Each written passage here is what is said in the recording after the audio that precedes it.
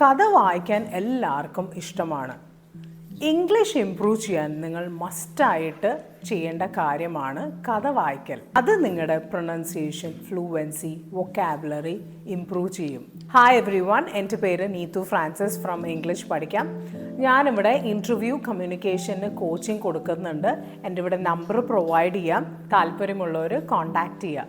So let's start the story. ഇന്ന് ഞാൻ പറയാൻ പോകുന്ന കഥയുടെ പേരാണ് the 3 Lazy Princes. Long ago, there lived a king who had 3 sons. He loved them equally, so he could not decide who would be the next king after he died. When he grew old, he called the princes one day and said, "My dear sons, as my end is near, I have decided to leave my kingdom to whoever is the laziest among you." ഞാൻ ഇനി ഇതിൻ്റെ മലയാളം പറഞ്ഞുതരാം. പണ്ട് ഒരു രാജാവ് ജീവിച്ചിരുന്നു. അദ്ദേഹം തൻ്റെ 3 മക്കളെയും ഒരുപോലെ സ്നേഹിച്ചിരുന്നു.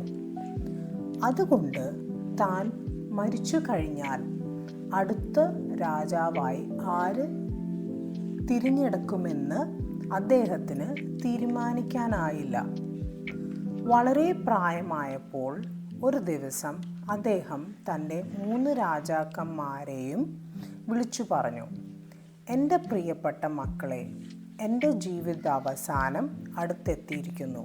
അതിനാൽ നിങ്ങളിൽ ഏറ്റവും മടിയനായവന് എൻ്റെ രാജ്യം നൽകാൻ ഞാൻ തീരുമാനിച്ചിരിക്കുന്നു.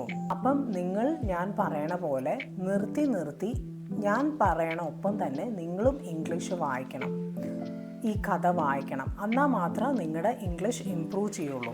On hearing this, the eldest son said, "In that case, father, you should leave it to me, because when I want to go to sleep and a fly sit on my face, I'm too lazy to shoo it away."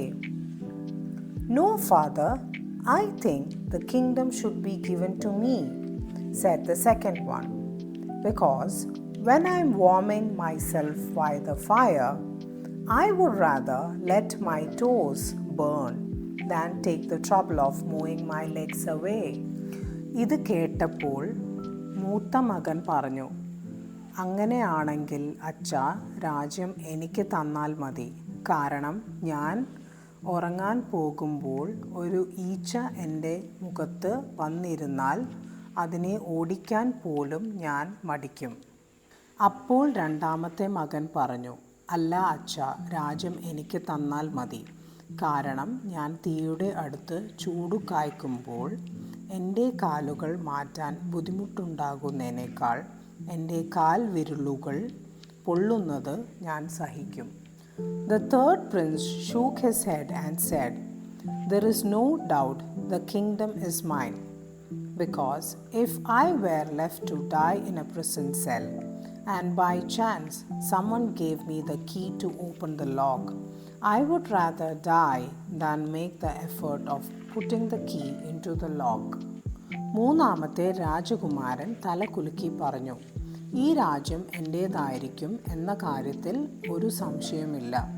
കാരണം എന്നെ ഒരു ജയിലിലെ മുറിയിൽ മരിക്കാൻ വിട്ടാലും യാദൃച്ഛികമായി ആരെങ്കിലും പൂട്ട് തുറക്കാനുള്ള താക്കോൽ തന്നാലും ആ താക്കോൽ പൂട്ടിൽ ഇട്ട് തുറക്കാൻ പോലും ഞാൻ ശ്രമിക്കില്ല.